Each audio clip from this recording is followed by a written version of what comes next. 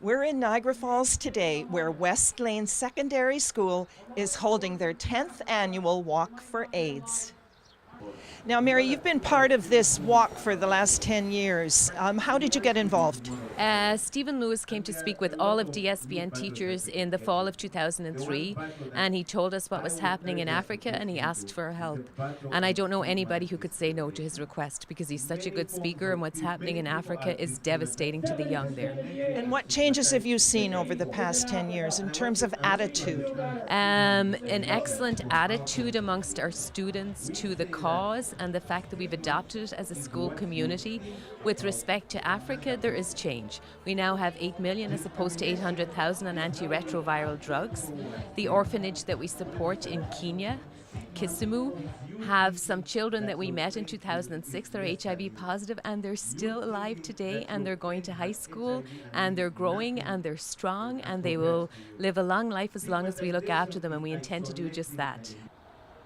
Westlane was joined by 5 elementary schools for the walk that has become the school's spring tradition.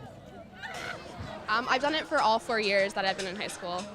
And what got you going? What's your interest? I just feel like it's a really good cause because I feel like everyone should have access to the treatment that we raise money for to fight AIDS and HIV in Africa.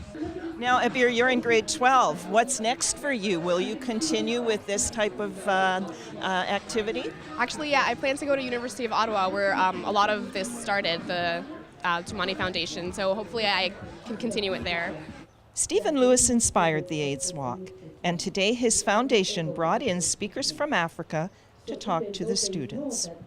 Well, I must say we have seen significant change, and when I say significant change, we are not actually seeing people being buried in masses as it was before.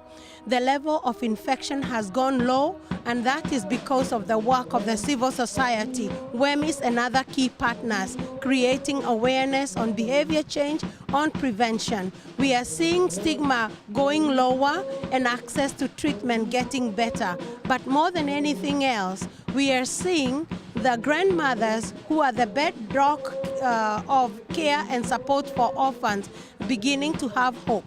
Now, how's the tour been going? Tremendously well. The reception has been good, and I think we're all fighting the same cause but from different fronts. And what message are you trying to get across to the different towns that you've been to?